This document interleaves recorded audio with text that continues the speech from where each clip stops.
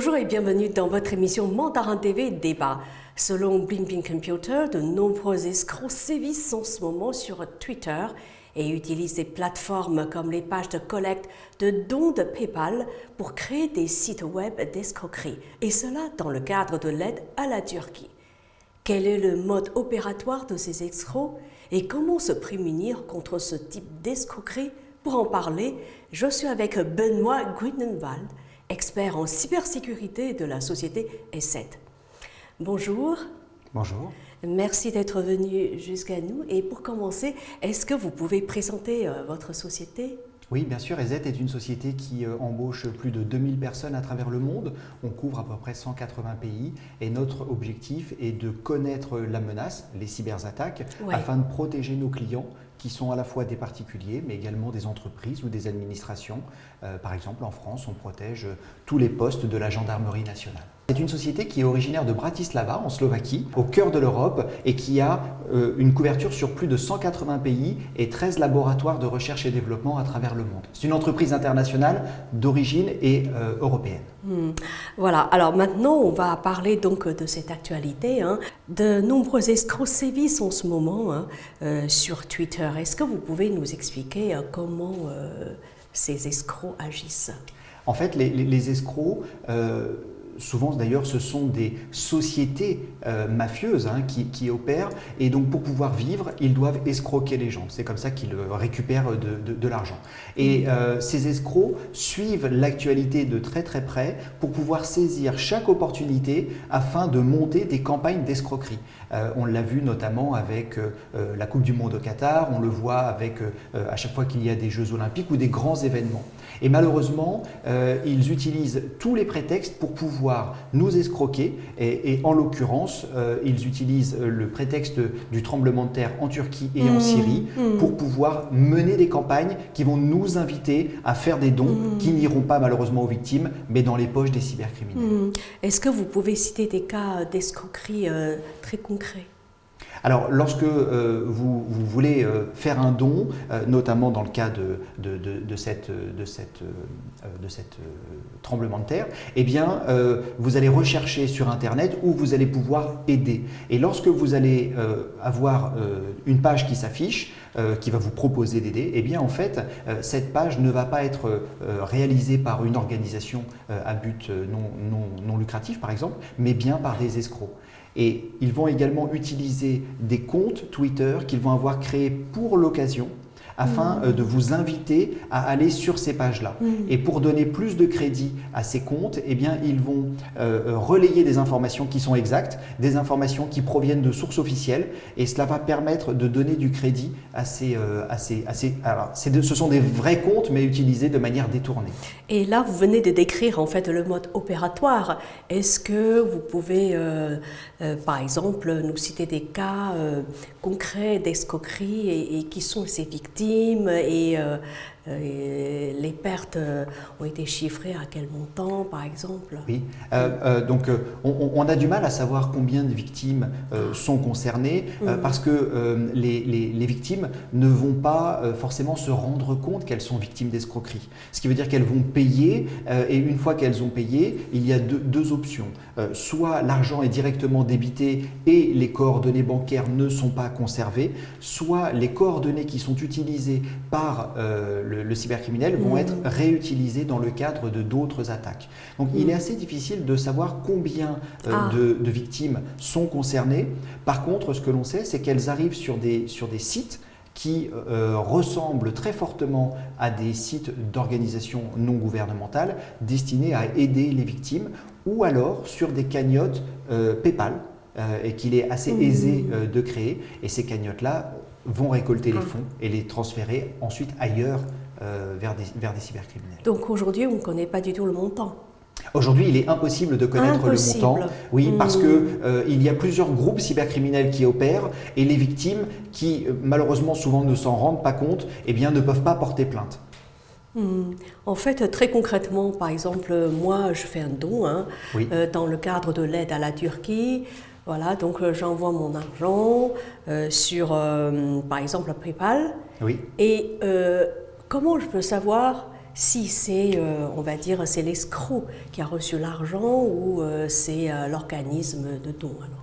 Eh bien, De toute façon, on va dire pour la victime, concrètement, ça ne change rien. alors, Puisque l'argent est parti, sauf exactement. que c'est ça en fait. C'est ça, l'argent Voilà, est parti, mais il n'est pas allé au bon destinataire, il est allé au criminel. Ouais. Pour pouvoir savoir si on est sur un site d'escroquerie ou sur un site légitime, eh bien, il faut être vigilant avant d'envoyer son argent. La plupart du temps, quand on voit une publicité, et ça cela vaut pour également l'hameçonnage que l'on reçoit par email ou par SMS, eh bien, il faut vérifier le site sur lequel on va. Et l'idéal est d'aller soi-même taper l'adresse du site plutôt que de cliquer dans des liens que l'on vous a envoyés. Qu'on vous a envoyé, c'est-à-dire que en fait, on va dire, ces escrocs agissent en envoyant des mails, c'est ça, hein, à des personnes identifiées, on ne sait pas comment. Et après, la personne qui reçoit ces mails va cliquer et va être emmenée sur le site des escrocs. Et là où la technique est un petit peu différente, c'est qu'ils vont à la fois utiliser des emails, mais ils vont aussi utiliser Twitter. Twitter comme si c'était un email. C'est-à-dire que vous êtes sur votre fil Twitter, vous regardez les informations. Donc on va dire que le mode opératoire, hein, ça consiste soit à envoyer des mails, soit à utiliser Twitter. Exactement. Il n'y a que ces deux modes opératoires. Oui, alors il y a certainement d'autres modes opératoires, mais ceux que l'on a repérés principaux, ce sont les messages et Twitter. Et donc quand vous êtes sur Twitter, vous pouvez justement décrire de manière plus concrète. Par exemple, voilà, on est sur une page Twitter. Alors vous êtes sur votre fil d'actualité, donc vous êtes sur Twitter, vous regardez les informations qui sont sur Twitter, et à un moment, il y a un message qui va bien souvent être choquant, qui va vous attirer l'œil, et vous allez avoir des informations sur la situation. Par exemple… le nombre de morts, est-ce qu'il y a des photos… Comme si c'était une actualité. Hein, complètement. Et en fait, cette actualité, qui malheureusement souvent est vraie, voilà. Parce que c'est ce qui va leur permettre de vous donner confiance. Ils ont pu copier sur des sites internet, des grandes chaînes de télévision, par exemple. Des photos, reprendre des photos, reprendre des informations. Donc on croit que c'est vraiment quelque chose, on va dire, d'exact. Exactement. Et ça nous touche. Et ça c'est important parce que les cybercriminels utilisent c'est pas une faiblesse, mais notre compassion. Exploite la compassion des complètement, gens. Pour pouvoir nous amener à vouloir en savoir plus. Donc, au lieu de continuer à scroller, on va aller dans cette prétendue information. C'est ça. Et une fois qu'on est rentré dans le fil de cette discussion, eh bien, ils vont dévoiler encore plus d'informations véridiques, choquantes, qui vont jouer sur notre compassion. Et à la fin, ils vont nous dire, si vous voulez aider ces pauvres gens, cliquez ici pour faire un don. En fait, il me semble que ces gens-là, ces escrocs, utilisent la même façon de procéder que des organismes humanitaires. Parce que de temps en temps, on reçoit justement des appels aux dons d'Emmaüs, par exemple. Voilà, donc souvent, on va dire, ils commencent par décrire une situation, c'est vrai, dramatique. Complètement. Et à la fin, ils disent, voilà, vous pouvez aider en envoyant la somme que vous voulez. En fait, c'est exactement la même chose. Donc, c'est difficilement, je vais dire, on a du mal à se rendre compte de la ce qui se cache. Exactement. Derrière. Et on sait que les cybercriminels sont d'excellents psychologues et qu'ils sont également excellents pour copier, comme vous l'avez dit, les sites officiels qui font des appels aux dons légitimes. Donc, ils vont vraiment prendre le matériel finalement qui est à leur disposition, des comptes légitimes, pour créer des faux comptes qui vont nous envoyer malheureusement vers des sites qui ne sont pas ceux des organisations qui sont humanitaires. En fait, quand on reçoit ce genre d'informations, il ne faut surtout pas cliquer. Exactement. Et si vous pensez que vous souhaitez donner, eh bien dans ce cas-là, il faut se désengager du processus émotionnel créé par l'information qui est mise à votre disposition et aller soi-même chercher l'endroit où on le veut donner. Donc ne pas cliquer directement sous le coup de l'émotion dans le fil Twitter ou dans les messages. Donc ça, c'est l'information la plus importante à retenir, ne pas cliquer surtout. Exactement. Voilà. Alors, si ces criminels, si ces escrocs envoient ce genre d'informations sur Twitter, est-ce qu'ils agissent exactement de la même manière en envoyant des mails ? Alors, le processus est-ce que c'est différent similaire. ou c'est exactement la même chose? Le processus est similaire, la finalité est la même, et bien souvent, la composition du message est également identique pour provoquer une charge émotionnelle qui va, au fil de cette charge, vous amener à cliquer. Et effectivement, c'est quelque chose qui est très similaire. Donc la meilleure façon de se prémunir contre ce genre d'escroquerie, c'est de ne pas cliquer, c'est tout. Exactement. Et d'une manière générale, lorsque vous recevez un message électronique et ou que vous recevez un SMS sur votre smartphone… SMS aussi. Ah, bien sûr, il existe des arnaques. Twitter, donc messagerie. Complètement. Et smartphone, donc smartphone. SMS, pareil. Tout à fait. Alors pour les SMS, ce que l'on constate aujourd'hui, c'est qu'il y a beaucoup de campagnes qui invitent les utilisateurs à acheter une vignette critère sous prétexte d'avoir été repéré par la police et que cette vignette critère est obligatoire. Il y a de plus en plus de villes qui obligent maintenant à avoir une vignette critère, sauf qu'en fait, ce n'est pas vrai. Vous n'avez pas été vu par la police en train de circuler dans une zone à faible émission. Et donc ce SMS va vous inviter, lui encore, à cliquer sur un lien pour vous emmener sur un site internet qui ne va pas vous permettre d'acheter une vignette critère, mais bien soutirer directement de l'argent ou alors soutirer de l'argent, conserver vos coordonnées pour ensuite permettre à d'autres cybercriminels de réaliser d'autres opérations qui vont là vous amener parfois à perdre plusieurs milliers d'euros.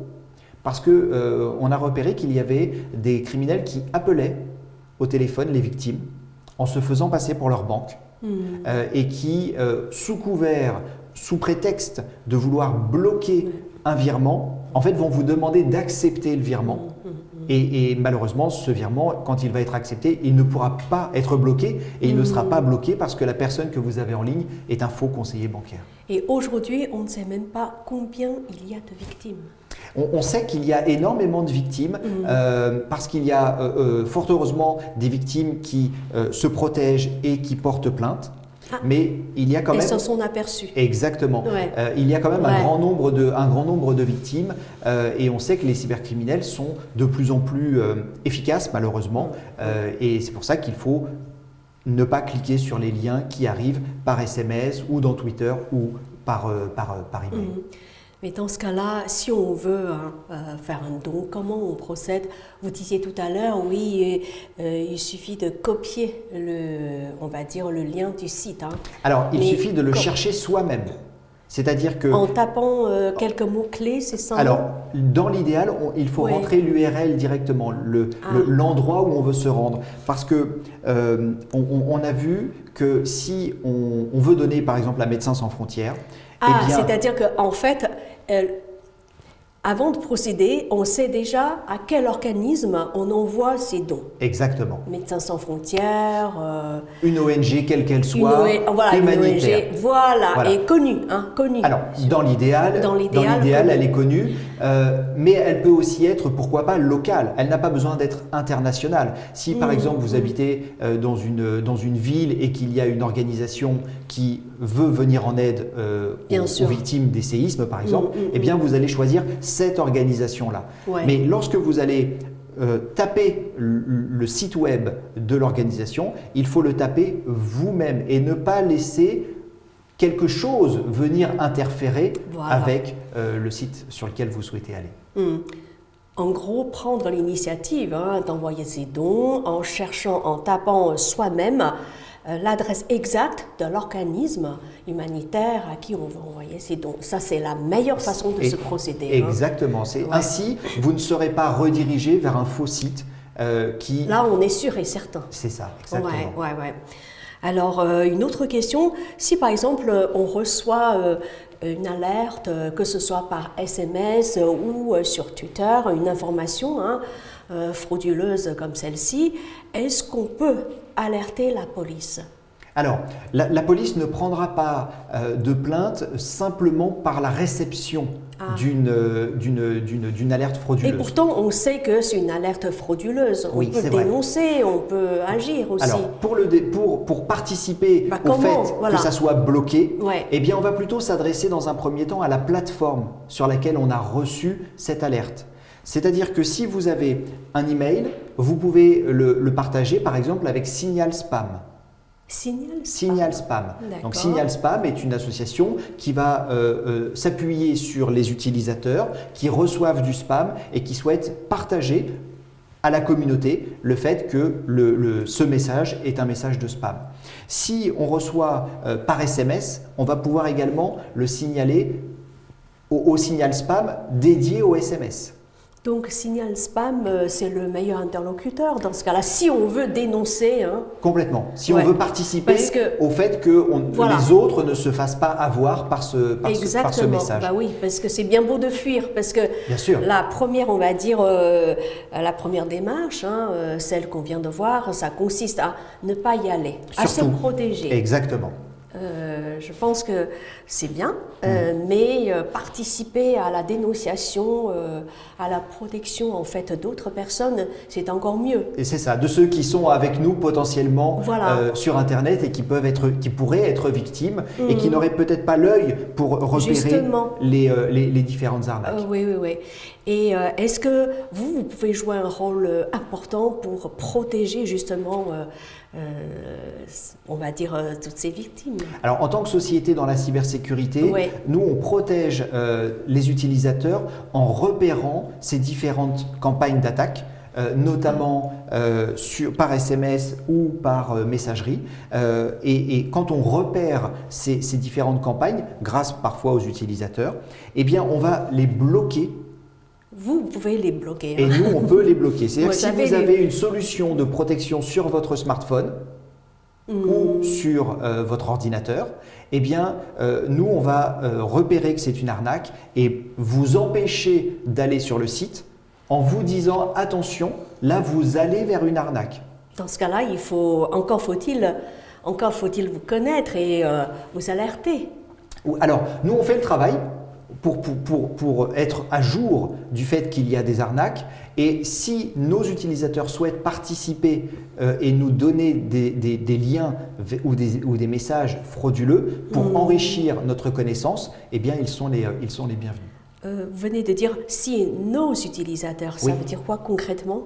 Eh bien, cela veut dire qu'il faut être vos clients pour... Exactement, nos clients. D'accord.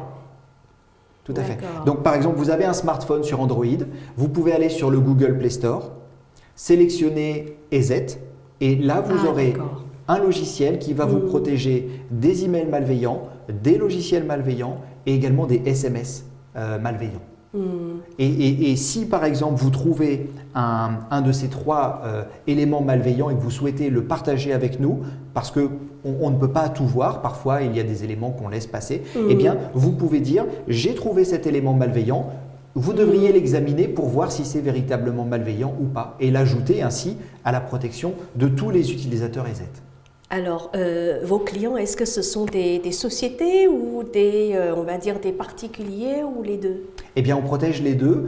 On protège plus d'1 milliard d'internautes à travers le monde, notamment grâce à 2 partenariats avec Google. Et ensuite, on a à peu près 400 millions de clients qui sont équipés avec nos solutions directement, soit sur des ordinateurs, soit sur des smartphones, soit sur des télés connectées. On oublie souvent que autour de nous, aujourd'hui, quasiment tout est un petit ordinateur et que si c'est possible, il faut le protéger. Alors, une question très concrète, si par exemple, moi personnellement, moi je ne suis pas votre cliente, si je veux devenir votre cliente, comment je procède? Si je veux Enfin, en fait, il y a deux façons de devenir votre cliente. Soit j'ai reçu une information frauduleuse, je veux vous l'envoyer, et ben, maintenant que je connais votre société, et dans ce cas-là, je vous contacte pour que vous puissiez m'aider à bloquer l'information. Ça, c'est vraiment on va dire une démarche ponctuelle. Est-ce que c'est possible? Complètement, c'est tout à fait possible. Vous pouvez aller sur notre site internet et vous pouvez envoyer le message frauduleux ou le SMS frauduleux vraiment très très simplement. Et vous agissez tout de suite derrière. Alors généralement c'est très très très rapide. D'accord. Parce que ce qu'il faut voir, c'est que l'on reçoit énormément de signalements et ces signalements on va les traiter de deux manières. La première manière, c'est l'intelligence artificielle qui va traiter le grand volume d'informations pour savoir si c'est malveillant ou pas. Si l'intelligence artificielle n'arrive pas à déterminer si c'est malveillant ou pas, elle va passer cette information à un ingénieur en cybersécurité et c'est lui qui va procéder à la vérification et qui va ensuite mettre à jour nos informations qui seront disponibles à tous les utilisateurs, à tous les clients à travers le monde et ainsi notre communauté de clients sera protégée. Alors, comment vous contactez? Par téléphone ou par messagerie? Comment? Comme vous le souhaitez. Vous pouvez me donner votre numéro de téléphone et votre site internet, enfin l'adresse. L'adresse du site, c'est comme ça on vous contacte. Parfait. EZ.com, ESET.com /FR pour la France, parce que comme on opère dans plus de 180 pays, il y a vraiment beaucoup de langues disponibles. D'ailleurs, nos logiciels sont parmi ceux qui sont le plus disponibles dans des langages différents. Et ensuite, une fois que vous avez le logiciel, eh bien, à l'intérieur du logiciel, vous avez la possibilité de nous contacter. C'est encore plus simple que de passer par un tout autre moyen. Quand vous avez installé le logiciel, vous pouvez contacter le support, vous pouvez contacter le signalement pour les messages frauduleux et vous pouvez également contacter le service commercial si vous le souhaitez. On a plus de 4000 partenaires en France qui sont en région et en région parisienne et qui vont pouvoir vous accompagner pour vous aider à sécuriser votre ordinateur.